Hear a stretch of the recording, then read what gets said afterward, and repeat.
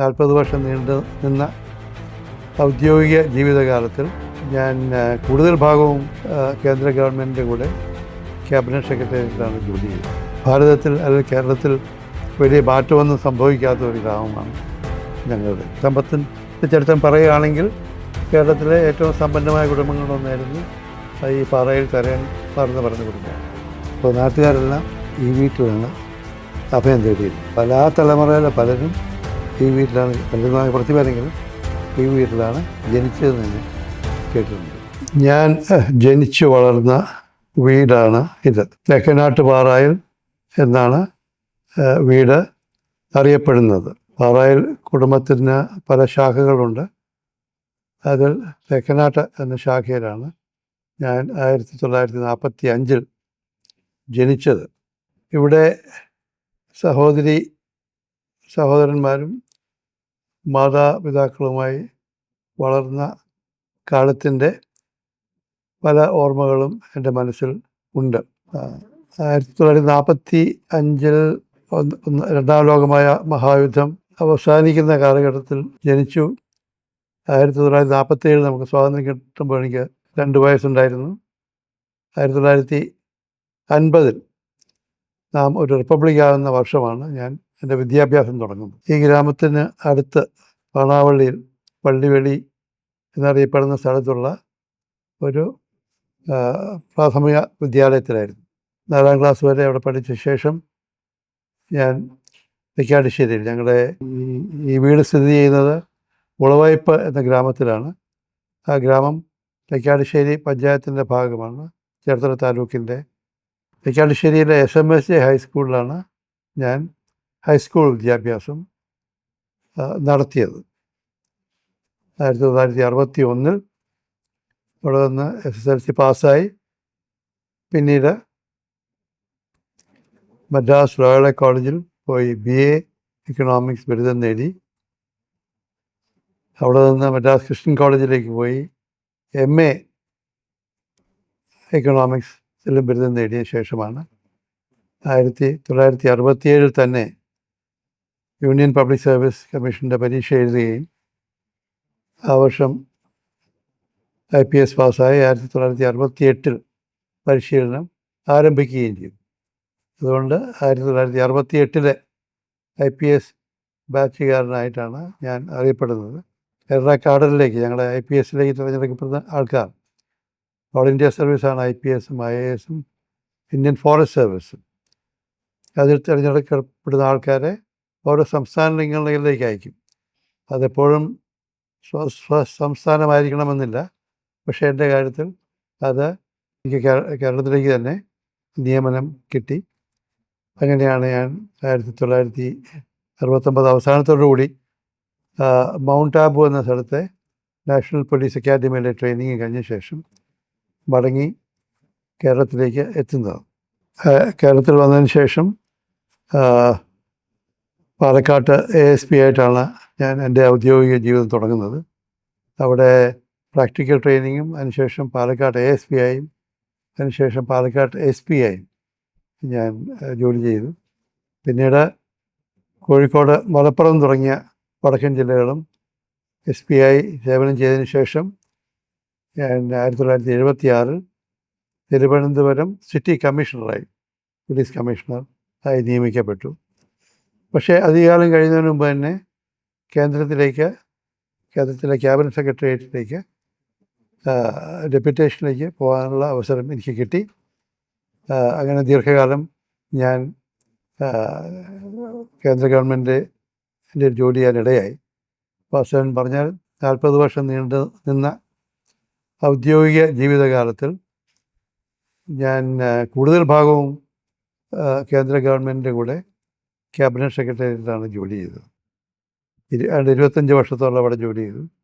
15 വർഷം കേരള പോലീസിലും ജോലി ചെയ്തു. ദൈവാനുഗ്രഹത്താൽ കേരള പോലീസിൻ്റെ തലവനാകാനും ക്യാബിനറ്റ് സെക്രട്ടേറിയറ്റിൻ്റെ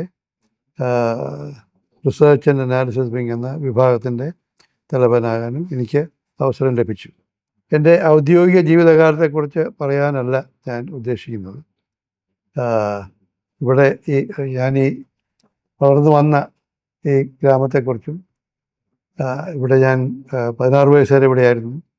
അതിനുശേഷം കോളേജിൽ പോയി, പിന്നെ ജോലിക്കായി പല സ്ഥലങ്ങളിലും പോയി. റിട്ടയർ ചെയ്ത ശേഷവും കുറേ വർഷം ഞാൻ ബാംഗ്ലൂരായിരുന്നു.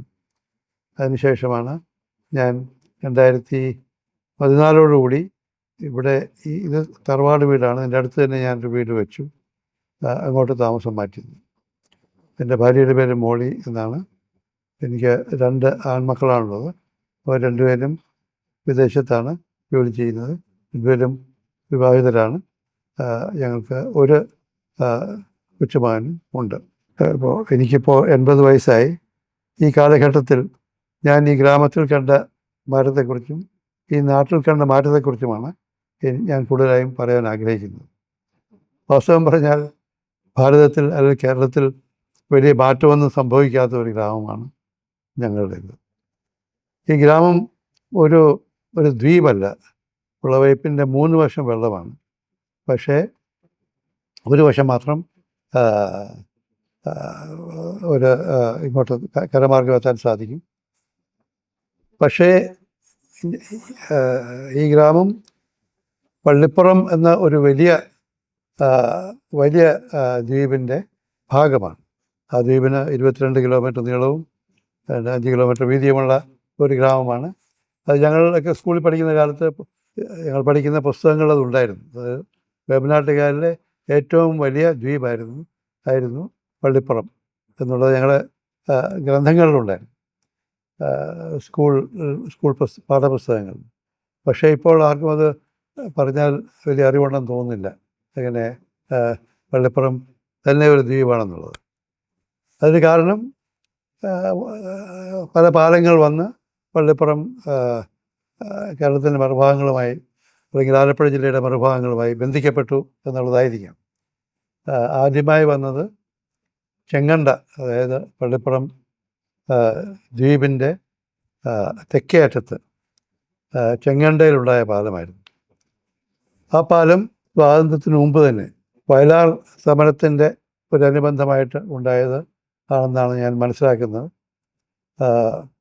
വയലാർ ഇവിടെ നിന്ന് അധികം ദൂരമില്ല. വയലാർ സമരത്തിന് നേരിടുവാനായി പോലീസിനും പട്ടാളത്തിനും വേണ്ട വാഹന സൗകര്യത്തിന് ബുദ്ധിമുട്ടുള്ളതായിട്ട് സർക്കാർ മനസ്സിലാക്കിയതിൻ്റെ ഫലമായിട്ടാണ് ഒരു പാലം അവിടെ വന്നത്. സമരം നടക്കുമ്പോൾ പോലീസിനും പട്ടാളത്തിനും വയലാറിലേക്ക് എത്തിച്ചേരാനായിട്ട് വള്ളം മാത്രമേ മാർഗമുണ്ടായിരുന്നു. അതിൻ്റെ ഒരു പരിഹാരമായിട്ടാണ് ചെങ്ങണ്ട പാലം വന്നത്. അതിനുശേഷം ഒരേ ഒരു പാലം മാത്രമേ ഉണ്ടായിരുന്നുള്ളൂ ഞങ്ങൾക്ക്. അതായത് അത് ചേർത്തലയിലേക്കാണ് ഞങ്ങൾ നയിക്കുന്നത് ഇവിടെ നിന്ന്. പിന്നെ എറണാകുളത്തിന് പോകണമെങ്കിൽ ചേർത്തല ചുറ്റി മാത്രമേ റോഡ് വഴി പോകാൻ സാധിക്കുള്ളൂ. അല്ലെങ്കിൽ വള്ളം വഴി ഞങ്ങൾ കുത്തിത്തോട്ടിലേക്ക് പോകും, അവിടെ പോയി ബസ് കയറി എറണാകുളത്തിന് പോകാം. അങ്ങനെയായിരുന്നു. രണ്ടാമത്തെ പാലം വരുന്ന വളരെ വർഷങ്ങൾക്ക് നൂറ്റാണ്ടിന് ശേഷം അരൂക്കുറ്റിയിൽ വന്ന പാലമാണ്. അരൂക്കുറ്റി വളരെ ചരിത്രപ്രധാനമായ ഒരു സ്ഥലമാണ്. അത് പഴയ തിരുവിതാംകൂറിൻ്റെ ഏറ്റവും വടക്കേ അതിലായിരുന്നു. ഒരു അതിർത്തി പ്രദേശമായിരുന്നു അരൂക്കുറ്റി. ഒരു വളരെ പ്രധാനപ്പെട്ട ഒരു പട്ടണവും കൂടിയായിരുന്നു. എന്ന് പറഞ്ഞാൽ അന്ന് തിരുവിതാംകൂറും കൊച്ചിയും 2 സംസ്ഥാനമായതുകൊണ്ട് കസ്റ്റംസ് ഓഫീസ് വരെ അവിടെ ഉണ്ടായിരുന്നു. പോലീസ് സ്റ്റേഷൻ അവിടെയായിരുന്നു, കസ്റ്റംസ് ഓഫീസ് അവിടെ ഉണ്ടായിരുന്നു. ഇവിടെ നിന്ന്, അതായത് തിരുവിതാംകൂർ സൈഡിൽ നിന്ന് എറണാകുളത്തേക്ക് പോകുന്ന വള്ളങ്ങളെല്ലാം അവിടെ നിർത്തി പരിശോധിക്കുമായിരുന്നു. യുദ്ധകാലത്ത് പ്രത്യേകിച്ച് അരിയൊന്നും അങ്ങോട്ട് ഒരു സംസ്ഥാനത്തിൻ്റെ അതിര് കയറി അങ്ങോട്ട് കൊണ്ടുവരാൻ സാധിക്കുമായിരുന്നില്ല. അങ്ങനെ വളരെ പ്രധാനപ്പെട്ട ഒരു സ്ഥലമായിരുന്നു അരൂക്കുറ്റി. പക്ഷേ തിരുക്കൊച്ചി സംസ്ഥാനം വന്നതോടെ അതിൻ്റെ പ്രാധാന്യം പോയി. ആ ടൗൺ തന്നെ, അവിടെ ഒരു സബ് കോടതി ഉണ്ടായിരുന്നു, ഒരു സബ് ജയിലും ഉണ്ടായിരുന്നു. ആ സബ് ജയിലിലാണ് വൈക്കം സത്യാഗ്രഹത്തിൻ്റെ സമയത്ത് EV രാമസ്വാമി നായ്ക്കരെ പാർപ്പിച്ചിരുന്നത്. അതിൻ്റെ ഫലമായിട്ട് അവിടെ ഒരു സ്മാരകം പണിയാനായിട്ട് ഇപ്പോഴത്തെ തമിഴ്നാട് ഗവൺമെൻറ് മുമ്പോട്ട് വന്നിട്ടുണ്ട്. അപ്പോൾ അരൂക്കുറ്റി ഒരിക്കൽ കൂടി അതിൻ്റെ ചരിത്ര പ്രാധാന്യം അറിഞ്ഞുകൊണ്ടിരിക്കുകയാണ്. അരൂക്കുറ്റിയെക്കുറിച്ച് വളരെ ഈ പ്രദേശത്തെക്കുറിച്ച്, അരൂക്കുറ്റി മാത്രമല്ല ഞങ്ങളുടെ ഈ പ്രദേശങ്ങളെക്കുറിച്ച് വളരെ താല്പര്യജനകമായ പല കഥകളുമുണ്ട്. ഇപ്പോൾ ഞാൻ എൻ്റെ ഔദ്യോഗിക ജീവിതത്തെക്കുറിച്ച് പറയുന്നില്ലെങ്കിലും ഔദ്യോഗികത്തോട് സംബന്ധമായ ചില കാര്യങ്ങളെക്കുറിച്ച് ഞാൻ സംസാരിക്കാം. അതായത് രഹസ്യ വിവരങ്ങൾ കൈമാറുന്നതിന് ചില പ്രത്യേക മാർഗങ്ങളുണ്ട്. അതായത് കോഡ് യൂസ് ചെയ്യുന്നത് നമുക്ക് അറിയാമല്ലോ. അത് ഈ അരുക്കുറ്റി, പാണാവള്ളി പ്രദേശങ്ങൾ, ഞങ്ങളുടെ അടുത്തുള്ള ഈ പ്രദേശങ്ങൾ ഒരു അതിർത്തി പ്രദേശമായിരുന്നതുകൊണ്ട് അവിടെ ഒരു കോഡ് ഭാഷ നിലവിലിരുന്നെന്നാണ് ഞാൻ മനസ്സിലാക്കുന്നത്. അതിന് എൻ്റെ പേര് ഞാൻ പറഞ്ഞത് മൂലഭദ്രം എന്നായിട്ടാണ് അതിന് പറഞ്ഞത്. അതറിയാവുന്ന ചിലർ ഇപ്പോഴും ഉണ്ട് അവിടെ. അതായത് ഒരു രഹസ്യാന്വേഷണ കഥയുടെ ഒരു ഭാഗമായിട്ട് ചരിത്രം എഴുതുകയാണെന്നുണ്ടെങ്കിൽ അതിൽ ഞങ്ങളുടെ ഈ ഭാഗങ്ങളും വരും. അപ്പോൾ അവിടെ ഒരു പാലം ശ്രീ എ കെ ആൻ്റണി ആണ് ഞങ്ങളുടെ MLA ആയിരുന്നു ഒത്തിരി നാൾ, ചേർത്തലയിലും അരൂരിലും ഒക്കെയായിരുന്നു. അദ്ദേഹത്തിൻ്റെ ശ്രമഫലമാണ്, അദ്ദേഹം മുഖ്യമന്ത്രിയായിരിക്കുമ്പോഴാണെന്ന് എൻ്റെ ഓർമ്മ, അരുക്കുറ്റി പാലം വരുന്നത്. അത് വലിയൊരു മാറ്റം വരുത്തിയത്. അതുകൊണ്ട് ഞങ്ങളുടെ ആൾക്കാർക്ക് എറണാകുളത്തേക്കുള്ള ബന്ധം വളരെ അടുത്ത് വന്നു. എറണാകുളത്തേക്ക് പോകാൻ വളരെ എളുപ്പമായി. എളുപ്പം ഇപ്പോൾ വളരെ ഹൈവേ പണിയുന്നതുകൊണ്ട് ഒരു കാര്യം മാറി കിട്ടിയിട്ടുണ്ടെന്നാലും ഞങ്ങളുടെ ജീവിത രീതിക്ക് ഒരു വലിയ മാറ്റം വന്ന ഒരു കാര്യമായിരുന്നു. ആൾക്കാർക്ക് അവിടെ പോയി ജോലി ചെയ്യാനുള്ള സൗകര്യം. ഈ കഴിഞ്ഞ 50 വർഷമായിട്ട് കൃഷിയായിരുന്നു ഇവിടുത്തെ പ്രധാന ജീവിതമാർഗം. അത് ആ കാലഘട്ടം മാറി വന്നപ്പോൾ ആൾക്കാർക്ക് വേറൊരു ജീവിതമാർഗം കാണാനായിട്ട് പലരും ഈ പറഞ്ഞ കൺസ്ട്രക്ഷൻ വർക്കിനോടനുബന്ധിച്ച തൊഴിലുകളിലേക്ക് പോയി. അതെല്ലാം എറണാകുളത്താണ് ഉണ്ടായിരുന്നത്. എറണാകുളത്തേക്ക് പോകാനുള്ള സൗകര്യം വേണ്ടിയിരുന്നു. അത് ഈ പാലം കൊണ്ടുണ്ടായി. മിക്കവാറും എല്ലാവർക്കും ഒരു 2 വീലർ ഉണ്ടെന്ന്. ആൾക്കാർ രാവിലെ ഇവിടെ നിന്ന് എറണാകുളത്തേക്ക് റോഡിക്കാണ് 2 വീലർ. അത് ആ പാലം കൊണ്ട് ഉണ്ടായ വലിയൊരു വ്യത്യാസമാണ്. ശ്രീ എ കെ ആൻ്റണി വരുത്തി വെച്ച വേറൊരു വലിയ മാറ്റം ഞങ്ങളുടെ നാട്ടിന്, ഇത് ഇവിടുത്തെ ജപ്പാൻ കുടിവെള്ളം എന്നുള്ള പദ്ധതിയാണ്. ഇവിടെ വലിയ വെള്ളക്ഷാമം, അതായത് ഉപ്പുവെള്ളത്തിൻ്റെ സ്ഥലമാണ് ഞങ്ങൾ, ചുറ്റും ഉപ്പുവെള്ളമാണ് ഞങ്ങൾക്കുള്ളത്. അപ്പോൾ ഏതാനും ചില കുളങ്ങളിൽ മാത്രമേ ശുദ്ധജലം കിട്ടൂ. അതുതന്നെ വേനൽക്കാലമായി പറ്റിക്കഴിഞ്ഞാൽ വെള്ളത്തിന് വലിയ വലിയ ക്ഷാമമായിരുന്നു. അതിന് ഈ ജപ്പാൻ കുടിവെള്ള പദ്ധതി കൊണ്ടുവന്നതുകൊണ്ട് ഉണ്ടായ മാറ്റം പറഞ്ഞറിയാൻ സാധിക്കില്ല. ഈ നാട്ടിൽ തന്നെ വലിയ വലിയ മാറ്റമുണ്ട്. അങ്ങനെ ശ്രീ എ കെ ആൻ്റണി 2 വലിയ കാര്യങ്ങൾ ഈ നാടിന് വേണ്ടി ചെയ്തിട്ടുണ്ട്. മൂന്നാമതൊരു കാര്യം കൂടെ അദ്ദേഹം ചെയ്തു. അതായത് ഒരു പാലം കൂടി, തെക്കാട്ടുശ്ശേരിയിൽ നിന്ന് തുറവൂരേക്കുള്ള പാലം കൂടി അദ്ദേഹമാണ് തുടങ്ങി വെച്ചത്. തീർന്നതൊക്കെ അദ്ദേഹത്തിൻ്റെ കാലം കഴിഞ്ഞിട്ടാണ്. അദ്ദേഹമാണ് ആ പദ്ധതിക്കും ഒരു തുടക്കം കുറിച്ചത്. അങ്ങനെ ഈ നാടിൻ്റെ മാറ്റത്തിന് ശ്രീ എ കെ ആൻ്റണി ചെയ്തിട്ടുള്ള വലിയ സഹായങ്ങൾ പറഞ്ഞേ തീരും. അത് ഈ അടുത്ത കാലത്തുണ്ടായ വലിയ മാറ്റങ്ങൾ. പക്ഷേ 100 വർഷം മുമ്പ് തന്നെ, ഇപ്പോൾ ഇന്നേക്കൊരു 100 വർഷം മുമ്പ് തന്നെ തൈക്കാട്ടുശ്ശേരിക്ക് ചില പ്രധാനപ്പെട്ട മാറ്റങ്ങൾ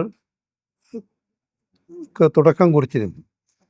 അതിന് കാരണക്കാരൻ എനിക്ക് പറയാൻ അഭിമാനമുണ്ട്. എൻ്റെ ഒരു പൂർവികനായിരുന്ന അയനാട്ടുപാറയിൽ കുഞ്ഞവരാത്തരയൻ എന്നുള്ള വ്യക്തിയായിരുന്നു. അദ്ദേഹം പഴയ ശ്രീമൂലം സഭയിൽ, അതായത് അത് ഇലക്റ്റഡ് ആയിരുന്നില്ല, അത് നോമിനേറ്റഡ് അംഗങ്ങളുള്ള സഭയിലേക്ക്, അസംബ്ലിയിലേക്ക് ഈ പ്രദേശത്ത് നിന്ന് നോമിനേറ്റ് ചെയ്യപ്പെട്ട അംഗമായിരുന്നു. അദ്ദേഹം മുൻകൈ എടുത്ത് തൈക്കാട്ടുശ്ശേരിയിൽ ഒരു സ്കൂളുണ്ടാക്കി. ആ സ്കൂളാണ് ഞാൻ പഠിച്ചത്. ശ്രീമൂലം സിൽവർ ജൂബിലി സ്കൂൾ എന്ന് പറഞ്ഞൊരു സ്കൂളുണ്ടാക്കി. ആ സ്കൂളിൽ ഞാൻ പഠിച്ചു. ഒരു കോപ്പറേറ്റീവ് സൊസൈറ്റി ഉണ്ടാക്കി. ഒരു ഹോസ്പിറ്റൽ ഉണ്ടാക്കി, ആശുപത്രി ഉണ്ടാക്കി. ആ ആശുപത്രി ഇപ്പോഴും ഉണ്ടാവും. പിന്നെ പൂച്ചാക്കൽ കൊമേഴ്ഷ്യൽ പർപ്പസിന് വേണ്ടി ഇവിടെ പൂച്ചാക്കൽ വഴി വൈക്കം കായലിലേക്ക് ഒരു കനാലുണ്ടാക്കി. അങ്ങനെ ഒരു 100 വർഷം മുമ്പ് ഈ നാട്ടിന് ആദ്യമായി ഇങ്ങനെ കുറച്ച് മാറ്റങ്ങൾ വരുത്തി വയ്ക്കാൻ എൻ്റെ ഒരു പൂർവികൻ സഹായിച്ചു എന്നുള്ളത് പറയാൻ എനിക്ക് അഭിമാനമുണ്ട്. അതുപോലെ തന്നെ ഞാൻ എൻ്റെ കുടുംബത്തെക്കുറിച്ച് സംസാരിക്കുന്നതിനാൽ കുടുംബത്തിൻ്റെ ചരിത്രം എൻ്റെ മൂത്ത സഹോദരൻ ഡോക്ടർ PK മാത്യു തെരയൻ, അദ്ദേഹം കഴിഞ്ഞ വർഷം നിര്യാതനായി. അദ്ദേഹം ഒരു ഇക്കണോമിക്സ് പ്രൊഫസറായിരുന്നു. ബെൽജിയത്തിലാണ് അദ്ദേഹം കൂടുതൽ കാലവും ചിലവഴിച്ചത്. അവിടെ വെച്ച് തന്നെയാണ് മരിച്ചതും. അദ്ദേഹം കുടുംബചരിത്രം എഴുതിയിട്ടുണ്ട്. ചരിത്രം എന്ന് പറഞ്ഞാൽ സാധാരണ കുടുംബചരിത്രം മാതിരിയല്ല, ഒരു ഒരു ഒരു നാടിൻ്റെ ചരിത്രം തന്നെയാണ്. ഞങ്ങളുടെ കുടുംബത്തിൽ എല്ലാവരെയും കുറിച്ചൊന്നും എഴുതിയിട്ടില്ല. അതിൽ നാടിന് വേണ്ടി പ്രധാനപ്പെട്ട കാര്യങ്ങൾ ചെയ്ത 5 പൂർവികരുടെ കഥയാണ് എഴുതിയിരിക്കുന്നത്. പക്ഷെ പറഞ്ഞാൽ അത് വായിച്ചു നോക്കിയാൽ അറിയാം, ഓരോരുത്തരും ചെയ്തിട്ടുള്ള കാര്യമായ നാട്ടിന് വേണ്ടി ചെയ്തിട്ടുള്ള കാര്യമായ സഹായങ്ങൾ. അവർക്ക് സമ്പത്തുണ്ടായിരുന്നു, പക്ഷേ സമ്പത്ത് ഒരു നല്ല നിലയ്ക്ക് ഉപയോഗിക്കാൻ അവർ ശ്രമിച്ചു. അതുകൊണ്ടായിരിക്കണം ഈ കുടുംബത്തിനൊരു നല്ല പേരുണ്ടായതെന്ന് ഞാൻ കരുതുന്നു. സമ്പത്ത് എല്ലാവർക്കും ഉണ്ടാക്കാം, പക്ഷേ അത് ചെലവഴിക്കുന്ന മാർഗമാണ് നാട്ടുകാർക്ക് പ്രധാനമായിട്ടുള്ളത്. അത് അതിനെക്കുറിച്ചുള്ള ആ ഒരു പുസ്തകം പ്രൊഫൈൽസ് ഓഫ് പാറായിൽ തരകൻസ് എന്ന പേരിൽ എൻ്റെ മൂത്ത സഹോദരൻ, അത് ഞങ്ങൾ 2013 ബ്ലൂംസ്ബറി അത് ഇംഗ്ലീഷിൽ പ്രസിദ്ധീകരിച്ചു. അത് മലയാളത്തിലേക്ക് വിവർത്തനം ചെയ്യാൻ അദ്ദേഹം തന്നെ തുടങ്ങി വെച്ച ശ്രമം കഴിഞ്ഞ വർഷമാണ് തുടങ്ങിയത്. പക്ഷേ കഴിഞ്ഞ വർഷം സെപ്റ്റംബർ ആയപ്പോൾ 90ാമത്തെ വയസ്സിൽ അദ്ദേഹം മരിച്ചു. ആ ശ്രമം ഞാൻ തുടർന്നുകൊണ്ടിരിക്കുകയാണ്. ആ പുസ്തകം അടുത്ത് തന്നെ മലയാളത്തിൽ പ്രസിദ്ധീകരിക്കാൻ സാധിക്കും എന്ന് ഞാൻ വിശ്വസിക്കുന്നു. സമ്പത്തിൻ്റെ ചരിത്രം മാത്രം പറഞ്ഞിട്ട് കാര്യമില്ല, പക്ഷേ സമ്പത്തിൻ്റെ ചരിത്രം പറയുകയാണെങ്കിൽ കേരളത്തിലെ ഏറ്റവും സമ്പന്നമായ കുടുംബങ്ങളിലൊന്നായിരുന്നു ഈ പാറയിൽ തരയന്മാർ എന്ന് പറയുന്ന കുടുംബം. അതിൻ്റെ ഒരു നമുക്ക് ഓർക്കാവുന്നതായി പ്രധാനമായി അവശേഷിക്കുന്നത് കല്ലിൽ പണിയുന്ന സ്തംഭങ്ങളാണല്ലോ. അത് വെച്ച് നോക്കുകയാണെങ്കിൽ 5 ഹെറിറ്റേജ് വീടുകളാണ് ഇന്ന് നിലനിൽക്കുന്നത്. പാരമ്പര്യ പ്രകൃതമുള്ള 5 വീടുകൾ, 100 ചില്ലാനും പഴക്കമുള്ള. അത് ആ വീടുകൾ ഏറ്റവും പുതിയത് ഇതാണ്. ഇതിന് തന്നെ 125 വർഷങ്ങളും പഴക്കമുണ്ട്. അങ്ങനെ 5 വീടുകൾ ഇന്ന് നിലനിൽക്കുന്നുണ്ട്. 3 വീടുകൾ ഈ തൈക്കാശ്ശേരിയിലാണ്, 2 വീട് എഴുപിന്നയിലാണ്. ഞങ്ങളുടെ കുടുംബത്തിന് 2 ശാഖകളാണുള്ളത്, തൈക്കാശ്ശേരി, 1 എഴുപിന്ന. ഓരോ വീടിനും അതിൻ്റേതായ പ്രത്യേകതകളുണ്ട്. ആ കാലഘട്ടത്തിൻ്റെ ശില്പകലയുടെ എല്ലാ സൗന്ദര്യങ്ങളും പ്രതിഫലിക്കുന്ന വീടുകളാണ് അവ. അതിൽ ചിലത് അടുത്ത കാലത്ത് അല്പം പുതുക്കുകയും അതൊക്കെ എങ്ങനെ ഉപയോഗിക്കണം എന്നുള്ള കാര്യത്തെക്കുറിച്ച് ഇപ്പോഴും പല ചിന്താക്കുഴപ്പമുണ്ട്. ഈ വീട്ടിൽ തന്നെ കുറച്ച് നാളൊരു ഹോം സ്റ്റേ, കേരളത്തിലെ ഏറ്റവും ആദ്യത്തെ ഹോം സ്റ്റേകളിലൊന്നായിരുന്നു ഇത്, തെക്കിനാട്ട് പാറയിൽ. 2002 മുതൽ എൻ്റെ അനുജൻ ഇംഗ്ലണ്ടിൽ നിന്ന് മടങ്ങി വന്ന് ഇതൊരു ഹോം സ്റ്റേ ആക്കി അതിഥികളെ സ്വീകരിച്ചിരുന്നു. അത് വളരെ വിജയകരമായ ഒരു പ്രസ്ഥാനമായത് വളരെ വർഷം മുമ്പോട്ട് പോയി. 2014 എൻ്റെ സഹോദരൻ മരിച്ചു. അതിനുശേഷവും അദ്ദേഹത്തിൻ്റെ ഭാര്യയും മകനും കൂടി നടത്തിക്കൊണ്ട് പോന്നിരുന്നു. ഇപ്പോൾ കോവിഡ് കാലം കഴിഞ്ഞ പിന്നെ അത് വീണ്ടും തുടങ്ങിയിട്ടില്ല. അതിനുള്ള പ്രസ്ഥാനങ്ങളൊക്കെ ഇപ്പോഴും നടന്നുകൊണ്ടിരിക്കുകയാണ്. മാറ്റങ്ങൾ പ്രധാനമായ ഒന്ന് ഈ കൃഷി ആസ്ഥാനമായിട്ടുള്ള ജീവിതത്തിൻ്റെ അത് മാറിയതിൻ്റെ ഫലമായിട്ട് ജനങ്ങളുടെ ജീവിതത്തിലും ഉണ്ടായ മാറ്റത്തെക്കുറിച്ചാണ് ശരിക്കും നാം ആലോചിക്കേണ്ടത്. വാസ്തവം പറഞ്ഞാൽ ഞങ്ങളുടെ കുടുംബം പറഞ്ഞാൽ തെങ്ങ് കൃഷിയിലും നെൽകൃഷിയിലും അധിഷ്ഠിതമായി വളർന്നു വന്നൊരു കുടുംബമാണ്. പക്ഷേ കാലം മാറിയതോടുകൂടി ഉപരിഷ്കരണ നിയമങ്ങളും കാർഷിക നിയമങ്ങളും എല്ലാം വന്നതോടുകൂടി ആ ഒരു കാലഘട്ടം മാറി. അതോടുകൂടിയാണ് ഈ ഭൂമിയെ മാത്രം ആശ്രയിച്ച് ചെയ്യുന്നാൽ ജീവിതം മുമ്പോട്ട് പോയില്ല എന്ന് മനസ്സിലായതോടുകൂടിയാണ് ഞങ്ങളിൽ പലരും ഞങ്ങളുടെ തലമുറയിൽ വെളിയിൽ പോയി ജോലി ചെയ്യാൻ തുടങ്ങിയത്. അതിൽ എൻ്റെ തലമുറയാണ് തുടങ്ങിയത്. എൻ്റെ മൂത്ത സഹോദരനാണ് ആദ്യം വെളിയിൽ പോയി ജോലി ചെയ്യാൻ തുടങ്ങി. വെളിയിൽ പോയെന്ന് പറഞ്ഞാൽ നമ്മുടെ സ്ഥലം വിട്ട് വേറൊരു സ്ഥാപനത്തിൽ പോയി ജോലി ചെയ്യാൻ തുടങ്ങി.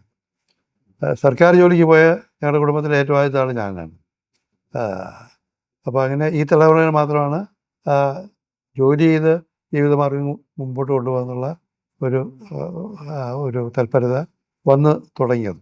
ഇവിടെ കൃഷി സംബന്ധമായ ബന്ധങ്ങൾ മാറിയതോടുകൂടി നാട്ടുകാരുടെ ജീവിതശൈലിയിൽ മാറ്റം വന്ന് ഞാൻ പറഞ്ഞ മാതിരി കൃഷിയിൽ ആശ്രയിച്ച് ജീവിച്ചിരുന്ന ആൾക്കാർ കൂടുതലായിട്ടും കൊച്ചിയിൽ പോയി കൺസ്ട്രക്ഷൻ ഫീൽഡിലെ ജോലികൾ ചെയ്യുവാൻ തുടങ്ങി. ഇവിടെ അടുത്ത കാലത്ത് വന്ന നല്ല മാറ്റങ്ങളിലൊന്ന്, പണ്ട് മിക്കവാറും കുടിലുകളിലാണ് ആൾക്കാർ താമസിച്ചിരുന്നത്. വെള്ളപ്പൊക്കം വന്നാലും ഒക്കെ ബുദ്ധിമുട്ടുള്ള വെള്ളം കയറാൻ സാധ്യതയുള്ള സ്ഥലങ്ങളായിരുന്നു എന്നത്. പക്ഷേ അടുത്ത കാലമായിട്ട് ഗവൺമെൻറ് ചെയ്തിട്ടുള്ള വളരെ നല്ല കാര്യങ്ങളൊന്നാണ്, പലർക്കും നല്ല ചെറിയ വീടുകൾ വയ്ക്കാനുള്ള സൗകര്യം സർക്കാരിൽ നിന്ന് കിട്ടുന്നുണ്ട്. പിന്നെ ആൾക്കാരുടെ ശ്രമഫലമായിട്ട് ഇപ്പോൾ ആ കുടിലുകളെല്ലാം മാറി ഒരു നല്ല ചെറിയ വീടുകൾ ഗ്രാമപ്രദേശത്ത് മുഴുവൻ നമുക്ക് കാണാം. അത് ഒരു നല്ല മാറ്റമായി ഞാൻ കാണുന്നു. ഒരു സങ്കടകരമായ കാര്യം കൃഷി മുഴുവൻ നിന്ന് പോയി എന്നുള്ളതാണ്. 2014 ഞാനിവിടെ മടങ്ങി വന്നതിന് ശേഷം ആ പരിസ്ഥിതിക്ക് ഒരു ചെറിയ മാറ്റം വരുത്തുവാൻ ഞാൻ ശ്രമിച്ചുകൊണ്ടിരിക്കുകയാണ്. എൻ്റെ പൂർവികരുടെ ചില ചിത്രങ്ങളാണ് ഇവിടെ ഈ സ്വീകരണ മുറിയിൽ പ്രദർശിപ്പിച്ചിരിക്കുന്നത്. ഞാൻ എൻ്റെ മാതാപിതാക്കളുടെ പടം കാണിച്ചുകൊണ്ട് തുടങ്ങാം. ഇതാണ് എൻ്റെ പിതാവ് കൊച്ചുബാപ്പു തരകനും അമ്മ റോസക്കുട്ടി തരകത്തിയാർ എന്നാണ് പറയുന്നത്. തരകത്തിയാർ എന്നാണ് ശരിക്കുള്ള ഈ പടം അത്ര ശരിയായിട്ടില്ല. ഈ ടച്ച് ചെയ്ത് കാരണം അല്പം ഫോട്ടോയിൽ നിന്ന് എടുത്ത് ടച്ച് ചെയ്ത് കാരണം അത്ര ശരിയായിട്ടൊരു പെയിൻറ്റിങ് ആണെന്ന് പറയാൻ പറ്റില്ല. പക്ഷേ ഇവരുടെ മാത്രമായിട്ട് പെയിൻറ്റിങ് ആളുകൾ ഉണ്ടായിരുന്നില്ല, അതുകൊണ്ട് ഫോട്ടോയിൽ നിന്ന് കോപ്പിയാണ് ചെയ്തത്. അതുപോലെ തന്നെ എൻ്റെ പിതാവിൻ്റെ പിതാവാണിത്. എൻ്റെ പിതാവിൻ്റെ അമ്മയും അവർ രണ്ടുപേരുമാണ്. ഇദ്ദേഹത്തിൻ്റെ പിതാവാണ് ഇത്. ഞങ്ങളുടെ കുടുംബത്തിൻ്റെ വിളവെടുപ്പ് ശാഖയുടെ ആദ്യത്തെ ആൾ ഇദ്ദേഹമാണ്. ഇദ്ദേഹത്തിൻ്റെയും പിതാവാണ് അത്.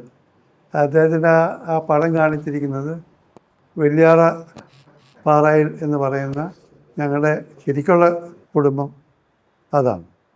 അതിൻ്റെ പടം കൂടെ കാണിച്ചുകൊണ്ടാണ് ആ പെയിൻറ്റിങ് ചെയ്തിരിക്കുന്നത്.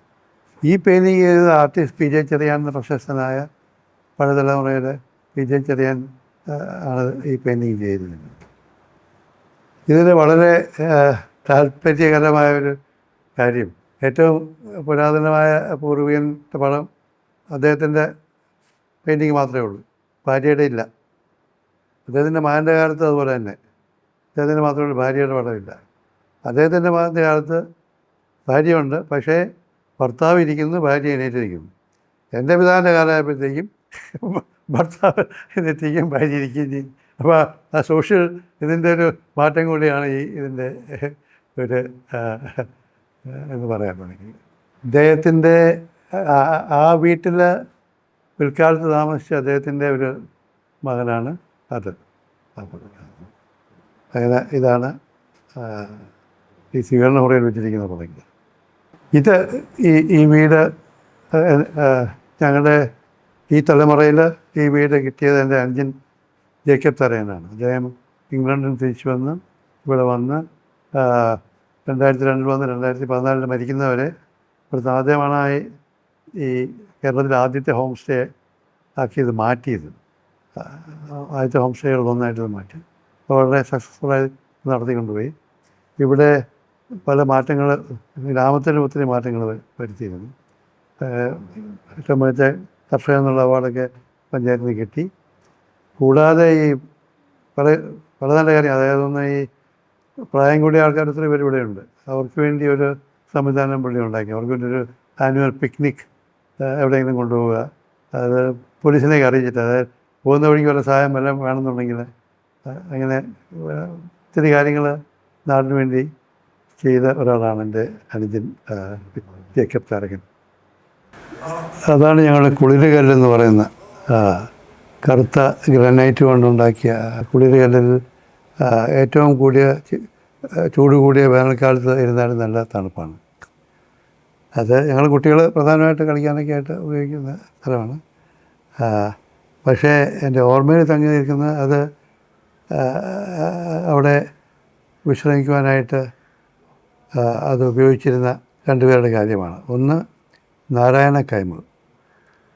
എൻ്റെ പിതാമഹൻ്റെ കൂടെ ജോലി ചെയ്യുന്ന ആളാണ്. അദ്ദേഹത്തിൻ്റെ കണക്കെല്ലാം നോക്കിയിരുന്നു.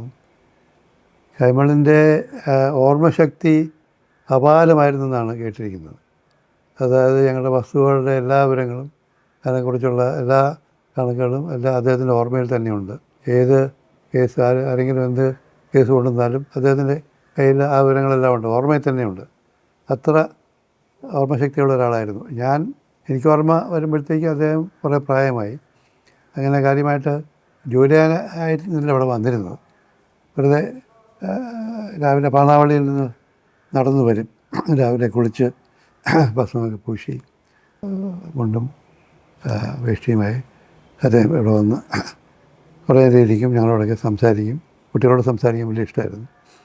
കുറേ പഴയ കഥകളൊക്കെ പറയും. അദ്ദേഹം അവിടെ ആണ് ഇരുന്നിരുന്നത്. എന്തെങ്കിലും കാപ്പിയൊക്കെ കുടിച്ച് ഏത്തയ്ക്ക പുഴുങ്ങിയ കയറി വലിയ ഇഷ്ടമായിരുന്നു പുള്ളി. അത് കഴിയും മടങ്ങിയും പോകും. അദ്ദേഹമാണ് ഓരോർമ്മ. വേറെ ഒന്ന്, എൻ്റെ ജീവിതത്തിൽ ഒരു പ്രധാന പങ്ക് വഹിച്ചിട്ടുള്ള ആൻ്റണി സാറാണ്. ഞാൻ 1-ാം ക്ലാസ്സിൽ ചേർന്നപ്പോൾ മുതൽ എനിക്ക് ട്യൂഷൻ തരാനായിട്ട് എൻ്റെ അപ്പൻ കൊണ്ടുവന്ന ഒരു അധ്യാപകനായിരുന്നു ആൻ്റണി സാർ. അന്ന് തിരിച്ച് 18 വയസ്സായിട്ടുള്ള അദ്ദേഹം എനിക്ക് പഠിപ്പിക്കാൻ വരുമ്പോൾ തെക്കാശ്ശേരി ഹൈസ്കൂളിലൊരു അധ്യാപകൻ ആയിരുന്നു. അവിടെ നിന്നാണ് റിട്ടയർ ചെയ്ത് ഏതാനും വർഷങ്ങൾ മുമ്പ് മരിച്ചു. അദ്ദേഹമാണ് എൻ്റെ വിദ്യാഭ്യാസം മുഴുവൻ ഷേപ്പ് ചെയ്തത്. എൻ്റെ ഒരു ഡിസിപ്ലിൻ പഠിപ്പിച്ചതും എല്ലാ കാര്യത്തിലും ഒരു ചിട്ട പഠിപ്പിച്ചതും എല്ലാം അദ്ദേഹമായിരുന്നു. ആൻ്റണി സാറിനെ ഒരിക്കലും മറക്കാൻ സാധിക്കില്ല. ഞാൻ പലയിടത്തും അദ്ദേഹത്തെക്കുറിച്ച് എഴുതിയിട്ടുണ്ട്, പ്രസംഗിച്ചിട്ടുണ്ട്. ആൻ്റണി സാർ ഒരു സ്ഥാപനം തന്നെയായിരുന്നു. തെക്കാശ്ശേരി സ്കൂളിലും അറിയപ്പെടുന്ന ഒരു അധ്യാപകൻ തന്നെയായിരുന്നു അദ്ദേഹം വന്നാൽ ഞങ്ങളെ പഠിപ്പിച്ച് കഴിഞ്ഞിട്ട് വിശ്രമിച്ചിരുന്ന അവിടെ ഇരുന്നിട്ടാണ്. ആ ഒരു ഓർമ്മയാണ് എനിക്ക് അതിനെക്കുറിച്ച് പറയാനുള്ളത്. ഈ പടികളെക്കുറിച്ച് ചോദിച്ചു, വിവരത്തെക്കുറിച്ച്, വീടിൻ്റെ വിവരത്തെക്കുറിച്ച്. അത് പൊതുവേ ഈ പ്രദേശത്തിൻ്റെ ഒരു ഭൂപ്രകൃതി അനുസരിച്ച് താഴ്ന്ന പ്രദേശമാണല്ലോ. അതുകൊണ്ട് വെള്ളം പൊങ്ങുന്ന കാലഘട്ടത്തിൽ ഉപയോഗപ്രദമാവുന്നുള്ള ഉദ്ദേശത്തിലായിരിക്കും അങ്ങനെ പണിത്. ഇക്കാലത്ത് ഇവിടെയുള്ള മറ്റ് വീടുകളൊന്നും ഇതുപോലെ ഉള്ള വീടുകളായിരുന്നില്ല. ഈ വീട് വാസം പറഞ്ഞാൽ 100 കൊല്ലം മുമ്പ് പണിയും 125 കൊള്ളാമെന്ന് ആണ് ഞങ്ങൾ വിശ്വസിക്കുന്നത്. എൻ്റെ പിതാവ് ജനിക്കുന്നത് 1903 ആ വർഷമാണ് ഈ വീട് പണിയാൻ തുടങ്ങിയത് എന്നാണ് പറയുന്നത്. എൻ്റെ പിതാമഹൻ മദ്രാസിൽ പോയപ്പോൾ കണ്ടൊരു വീടനുസരിച്ചാണിത് പറഞ്ഞിരിക്കുന്നത്. വാസ്തവം പറഞ്ഞാൽ നമ്മുടെ ഒരു പാരമ്പര്യ മുറയിലുള്ള ഒരു നാലുകെട്ടല്ലത്. ഒരു മോഡേൺ, അന്നത്തെ വെച്ച് പറയുന്നത് ഒരു മോഡേൺ വീടാണത്. ഓടിട്ട് അതൊക്കെയുള്ള പണിത് കഴിഞ്ഞ് അധികം കാലം കഴിയുന്നതിനുമാണ് 1925 99 വെള്ളപ്പൊക്കം എന്ന് നമ്മൾ പറയുന്ന വെള്ളപ്പൊക്കം. ഞങ്ങളൊക്കെ വളർന്നു വരുന്ന കാലത്ത് എല്ലാവരും 99 വെള്ളപ്പൊക്കത്തെക്കുറിച്ച് പറയുമായിരുന്നു. ഇപ്പോൾ 2018 വെള്ളപ്പൊക്കം വരുന്നവരെ അതായിരുന്നു കേരളത്തിലെ ഏറ്റവും വലിയ വെള്ളപ്പൊക്കം. ആ വെള്ളപ്പൊക്ക കാലത്ത് ഈ നാട് മുഴുവൻ മുങ്ങിയപ്പോൾ ഈ വീട് മാത്രം മുങ്ങിയില്ല. അപ്പോൾ നാട്ടുകാരെല്ലാം ഈ വീട്ടിലാണ് അഭയം തേടിയിരുന്നത്. പല തലമുറയിലെ പലരും ഈ വീട്ടിലാണ്, പലരും കുറച്ച് പേരെങ്കിലും ഈ വീട്ടിലാണ് ജനിച്ചതെന്ന് തന്നെ കേട്ടിട്ടുണ്ട്. അതായത് ഈ ഗ്രാമത്തിലെ ആൾക്കാർ. ആ വെള്ളപ്പൊക്കം ഉണ്ടായപ്പോഴത്തേക്കും അഭയം തേടിയിരുന്നൊരു വീടാണിത്. ഇത്രയും പൊക്കം ഉണ്ടായിരുന്നതാണ്. അങ്ങനെ ഒരു കഥയുമുണ്ട് ഈ വീടിനെ കുറിച്ച്. ഇത് കിഴക്കേ ഇറയെന്നാണ് ഞങ്ങൾ പറയുക. ഇവിടെയാണ് എൻ്റെ പിതാവ് കൂടുതൽ സമയവും ചെലവഴിച്ചിരുന്നത്. അദ്ദേഹത്തിൻ്റെ ചാരികസ്ഥയാണത്. അതിൽ ഇരുന്ന് സന്ദർശകരെ സ്വീകരിക്കുകയും ഞങ്ങളും വൈകുന്നേരം ആകുമ്പോൾ ഭക്ഷണം കഴിഞ്ഞ് ഇവിടെ ആണെല്ലാവരും കൂടെ കൂടിയും സംസാരിക്കുകയൊക്കെ ചെയ്തിരുന്നത്. കിഴക്കേ ഇറയവും പടിഞ്ഞാറേ ഇറയവും ഉണ്ടായിരുന്നു പഴയ ഇതനുസരിച്ച്. പടിഞ്ഞാറേ റേത്ത് ആണ് കാറ്റ് കൊള്ളാൻ കുറച്ചുകൂടെ സൗകര്യം ഉണ്ടായിരുന്നു. വൈകുന്നേരമൊക്കെ കാറ്റ് കൊള്ളാനായിട്ട് കായൽത്തീരത്തും പോകുമായിരുന്നു. അവിടെ ചെറിയൊരു മാടം കെട്ടിയിട്ടുണ്ടായിരുന്നു. അവിടെയാണ് ഞാനിപ്പോൾ വീട് പണിതിരിക്കുന്നത്. കുടുംബ ചരിത്രത്തെക്കുറിച്ച് പറയുമ്പോൾ ഞാൻ ഈ പുസ്തകത്തെക്കുറിച്ച് പറഞ്ഞു. എൻ്റെ സഹോദരൻ എഴുതിയ കുടുംബചരിത്രവും ഞാൻ ഇപ്പോൾ അത് പരിഭാഷപ്പെടുത്തുവാൻ ശ്രമിക്കുന്നതായ പുസ്തകം. അതിൽ പറഞ്ഞിരിക്കുന്ന ഈ കുടുംബത്തിൻ്റെ ഒരു പ്രധാന പങ്ക്, അതായത് സിറോ മലബാർ സഭ എന്നറിയപ്പെടുന്ന ഒരു ക്രിസ്ത്യൻ വിഭാഗത്തിൽപ്പെട്ടവരാണ് ഞങ്ങൾ ഈ കുടുംബം. അത് ഞങ്ങളുടെ വിശ്വാസമനുസരിച്ച് മാർത്തോമാ ശ്ലീഹായുടെ കാലം മുതൽ ഒരു ക്രൈസ്തവ പാരമ്പര്യം തുടർന്നുകൊണ്ടിരിക്കുന്ന ഒരു കുടുംബമാണ് അത് എന്നാണ് എല്ലാ സിറോ മലബാർ കുടുംബങ്ങളെക്കുറിച്ചും പറയാറുള്ളത്. ഞങ്ങളുടെ കുടുംബത്തെക്കുറിച്ച് ആ പാരമ്പര്യം മാത്രമല്ല, അതേക്കുറിച്ച് കിട്ടാവുന്ന രേഖകളെല്ലാം ശേഖരിച്ചുകൊണ്ടാണ് എൻ്റെ സഹോദരൻ ഈ പുസ്തകം എഴുതിയിരിക്കുന്നത്. അവലവൻ കിട്ടാവുന്ന രേഖകൾ കൂടുതലും 18-ാം നൂറ്റാണ്ടിൻ്റെ അവസാനം മുതലുള്ള ഓലകളും മറ്റുമാണ്. അത് വെച്ച് നോക്കുമ്പോൾ പുറത്തു വരുന്ന ഒരു വലിയ ചരിത്രം ഒരു ചെറിയ സ്വാതന്ത്ര്യ സമരത്തിൻ്റെതാണ്. കേരളത്തിലെ ക്രിസ്തീയ സമുദായത്തിൻ്റെ ചരിത്രം പഠിക്കുന്നവർക്ക് വളരെ താല്പര്യജനകമായ ഒരു കഥയാണത്. അത് 1498 പോർച്ചുഗീസുകാർ കേരളത്തിൽ വരുന്നു. 1500 അവർ കൊച്ചിയിൽ വരുന്നു. അതിനുശേഷം ആണ് അന്ന് വരെ ഇവിടെ ഉണ്ടായിരുന്ന കേരള ക്രിസ്തീയ സഭയിൽ ഒരു മാറ്റം വന്നു. അതുവരെ ഉണ്ടായിരുന്ന ക്രൈസ്തവർ ബാബിലോണിലും അന്ത്യോക്യയിലുമുള്ള കിഴക്കൻ ക്രിസ്ത്യൻ സഭകളുമായി താതാത്മ്യം പ്രാപിച്ചു പോന്നിരുന്ന ഒരു സഭാവിഭാഗമായിരുന്നു. പക്ഷേ പോർച്ചുഗീസുകാർ വന്നതോടുകൂടി അവർ ലത്തീൻ രീതികൾ, അതായത് പടിഞ്ഞാറൻ രീതികൾ കേരളത്തിലെ ക്രിസ്തീയ സമുദായവും അവലംബിക്കണം എന്നുള്ള നിർബന്ധം പിടിക്കുകയും അതനുസരിച്ച് ആണ് പല മാറ്റങ്ങൾ കേരളത്തിലെ ക്രിസ്തീയ സഭയിൽ വരികയും ചെയ്തത്. അതിന് പ്രതിഷേധമായി കൂനൻകുരിശ് സത്യം 1663 ഉണ്ടായി. എന്നിട്ടും ഒരു നല്ല വിഭാഗം ക്രിസ്തീയർ സിറോ മലബാർ കത്തോലിക്ക സഭയിൽ നിന്ന് തുടർന്നു. പക്ഷേ ആ കത്തോലിക്ക സഭയിൽ മെത്രാന്മാരല്ലാതെ ബിഷപ്സ് എല്ലാം പടിഞ്ഞാറ് നിന്ന് വരുന്ന സാഹിബ്മാർ തന്നെയായിരുന്നു. ഒന്നെങ്കിൽ പോർച്ചുഗീസുകാരല്ലേ ഇറ്റാലിയൻസ് ആയിരുന്നു. പക്ഷേ നമ്മുടെ തദ്ദേശീയരായ മെത്രാന്മാർ നമുക്ക് വേണം എന്നുള്ള ഒരാവശ്യം എന്നും ഈ സഭയിലുണ്ടായിരുന്നു. അപ്പോൾ ആ ഒരു സഭയുടെ സ്വാതന്ത്ര്യത്തിന് കേരള ക്രിസ്തീയ സഭയുടെ സ്വാതന്ത്ര്യത്തിന് വേണ്ടിയുള്ള ഒരു ആ പോരാട്ടത്തിൻ്റെ നേതൃത്വം 19-ാം നൂറ്റാണ്ടിൽ ഞങ്ങളുടെ പൂർവികർ ഏറ്റെടുക്കുകയുണ്ടായി. അതിൻ്റെ ഫലമായി ഒരു റോക്കോസ് എന്ന ഒരു മെത്രാൻ ബാബിലോണിൽ നിന്ന് ഇവിടെ വന്നപ്പോൾ അദ്ദേഹത്തെ ഫോർട്ട് കൊച്ചിയിൽ നിന്ന് സ്വീകരിച്ച് തൈക്കാശ്ശേരി പള്ളിയിൽ കൊണ്ടുവന്ന് അദ്ദേഹത്തെ കേരളത്തിലെ ക്രിസ്തീയ സഭയുടെ മേലാളായി ഒരു മെത്രാനായി, അതായത് സായിപ്പല്ലാത്ത ഒരു മെത്രാനായി, മലയാളിയായിരുന്നില്ല അദ്ദേഹം, ആയി വാഴിക്കുകയും അത് കഴിഞ്ഞിട്ട് മലയാളികളായ മെത്രാന്മാർ അദ്ദേഹം വാഴിക്കും എന്നുള്ള ഇതിലാണ് ഉണ്ടായത്. പക്ഷേ ആ പ്രസ്ഥാനം എല്ലാം ശരിയായില്ല. അത് റോമുമായിട്ട് തന്നെ ചില വെറുസലുകൾക്കൊക്കെ കാരണമായി. അങ്ങനെ ഒരു കേരള സഭയുടെ സ്വാതന്ത്ര്യത്തിന് വേണ്ടി നടത്തിയൊരു വലിയ പോരാട്ടത്തിൻ്റെ ഫലമായിട്ട് 19-ാം നൂറ്റാണ്ടിൻ്റെ അവസാനത്തോടു കൂടി മലയാളികളായ മെത്രാന്മാരെ വാഴിക്കുവാൻ തുടങ്ങി. എറണാകുളത്തും ചങ്ങനാശ്ശേരിയിലും എല്ലാം മലയാളികളായ മെത്രാന്മാർ വന്നു. അങ്ങനെയാണ് കേരളത്തിൽ ഈ ക്രിസ്തീയ സഭയ്ക്ക് മലയാളികളായ നേതാക്കന്മാരെ കിട്ടാൻ തുടങ്ങി. ആ ഒരു സമരത്തിൻ്റെ മുമ്പിൽ ഞങ്ങളുടെ കുടുംബം എന്നും ഉണ്ടായിരുന്നു, വളരെ പ്രധാനമായിട്ടുണ്ടായിരുന്നു. അതുപോലെ വൈദികരെ പരിശീലിപ്പിക്കാൻ വേണ്ടി ഒരു സെമിനാരി എന്ന് പറയും, ഒരു സെമിനാരി ഉണ്ടായിരുന്നില്ല. അതായത് ഈ നാടൻ വൈദികർക്ക് വേണ്ടി. അതിനുവേണ്ടി മംഗലപ്പുഴ എന്ന സ്ഥലത്ത്, ആലുവടുത്ത് മംഗലപ്പുഴ എന്ന സ്ഥലത്ത് ഈ പറയൽ കുടുംബം അവർക്ക് അതിന് വേണ്ട സ്ഥലം കൊടുക്കുകയും ഒരു കെട്ടിടം കൊടുക്കുകയും എല്ലാം ചെയ്തതുകൊണ്ടാണ് ഇപ്പോൾ മംഗലപ്പുഴ സെമിനാരി അവിടെയുള്ളത്.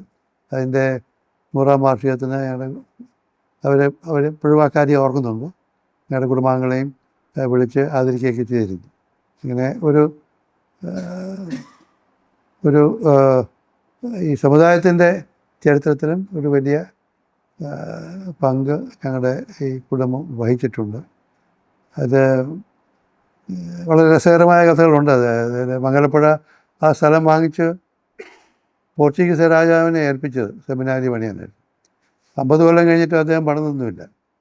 അപ്പോൾ രണ്ടാമതും ആ പിതാമഹൻ്റെ പിന്തുടർക്കാർ 50 വർഷത്തിന് ശേഷം, അത് 20-ാം നൂറ്റാണ്ട് ആദ്യത്തിൽ വീണ്ടും പോർച്ചുഗീസ് രാജാവിനും റോമിനും കത്തെഴുതി വീണ്ടും ഒരു സമരം നടത്തിയിട്ടാണ് ആ സ്ഥലം തിരിച്ചു പിടിച്ചെടുത്ത് അവിടെ സെമിനാരി പണിയൊക്കെ ചെയ്തത്. അപ്പോൾ ഒരു വിദേശീയരും തദ്ദേശീയരും തമ്മിലുള്ള ഒരു വലിയ സമരമായിരുന്നു അത്. ഒരു സഭയ്ക്കുള്ളിൽ നടന്ന കാരണം ഒരു സ്വാതന്ത്ര്യ സമരമായിട്ട് ആരും കാണാറില്ല. പക്ഷേ ഒരു സ്വാതന്ത്ര്യ സമരമായിരുന്നു. അതായത് പാശ്ചാത്യരുടെ പിടിയിൽ നിന്ന് കേരള സഭയെ വിമോചിപ്പിക്കുവാനുള്ള ഒരു വലിയ ഒരു പോരാട്ടം ആയിരുന്നു അത്. അതിന് നേതൃത്വം കൊടുത്തത് പല തലമുറയിലുള്ള ഞങ്ങളുടെ പിതാമഹന്മാരായിരുന്നു എന്നുള്ള ഒരു വളരെ ഒരു ചരിത്രം കൂടി ഈ പുസ്തകത്തിലുണ്ട്. അതുകൂടാതെ 18-ാം നൂറ്റാണ്ടിൻ്റെ അവസാനത്തിൽ ഇങ്ങനെ ഒരു തദ്ദേശീയ പത്രാനെ വായിച്ച് കിട്ടുന്നതിന് വേണ്ടി ഇവിടെ നിന്ന് 2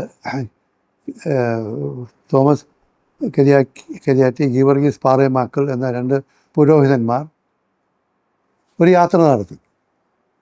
അന്ന് ഇവിടെ നിന്ന് കപ്പൽ കയറി പോർച്ചുഗലിൽ പോയി, റോമിൽ പോയി, അതിനിടയ്ക്ക് കപ്പൽ കാറ്റ് പിടിച്ച് തെക്കേ അമേരിക്കയിൽ ചെന്നു, ബ്രസീലിൽ അവിടെയും പോയി.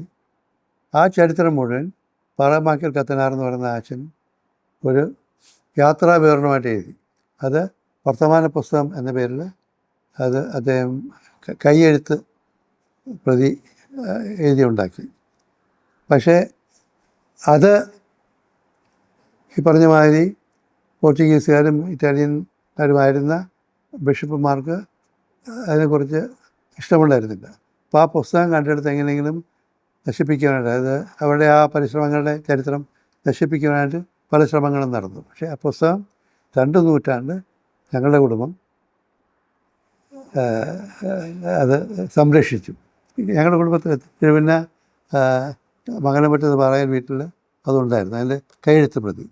അത് 10 വർഷം മുമ്പ് മാത്രമാണ് ഇപ്പോൾ കാക്കനാടുള്ള ഈ ഒരു മ്യൂസിയമുണ്ട്, ചേർച്ചിൻ്റെ വകയായിട്ട് അങ്ങോട്ട് കൊടുത്തത്. ആ കൈയെഴുത്ത് ഞാനും കണ്ടിട്ടുണ്ട് ഇവിടെ പിന്നെ വീട്ടിലിരിക്കുന്നത്. അത് അത് അത് ഒരു ഭാരതീയ ഭാഷയിൽ എഴുതപ്പെട്ട ആദ്യത്തെ യാത്രാ വിവരണമാണ് വർത്തമാന പുസ്തകം എന്നുള്ള പേരിൽ. അതും വലിയ ഒരു ചരിത്രമാണ്. അതിനെക്കുറിച്ചും ഈ കുടുംബ ചരിത്രത്തിൽ പരാമർശിച്ചിട്ടുണ്ട്. അങ്ങനെ ചില കാര്യങ്ങളാണ് കുടുംബത്തിൻ്റെ ചരിത്രം പറയുമ്പോൾ പറയാറുള്ളത്. പിന്നെ ഞാൻ പറഞ്ഞ മാതിരി പണ്ടത്തെ കൊയ്ത്ത് വലിയൊരു സംഭവമായിരുന്നു. പക്ഷേ തേങ്ങാടിയിലും കൊയ്ത്തുമായിരുന്നു വലിയ പ്രധാനപ്പെട്ടത്. കൊയ്ത്ത് ആയി കഴിഞ്ഞാൽ ഇവിടെ മുഴുവൻ മുറ്റവും എല്ലാം കറ്റകൾ കൊണ്ടുവന്ന് വയ്ക്കും. എന്നിട്ട് മെതിക്കും. അത് പല ദിവസങ്ങളായിട്ട് നടക്കുന്ന, അത് പാട്ടൊക്കെ പാടിയാണ് മെതിക്കുന്നത്, ഒരാഘോഷമായിരുന്നു. എന്നിട്ട് നെല്ല് ചാക്കിലാക്കി കൊണ്ടുവന്ന് വയ്ക്കുന്ന ഈ പത്താഴത്തിലാണ്. ഈ പത്താഴത്തിൽ കൊണ്ടുവന്ന് വയ്ക്കും. ആ പത്താഴമാണ് കാണുന്നത്.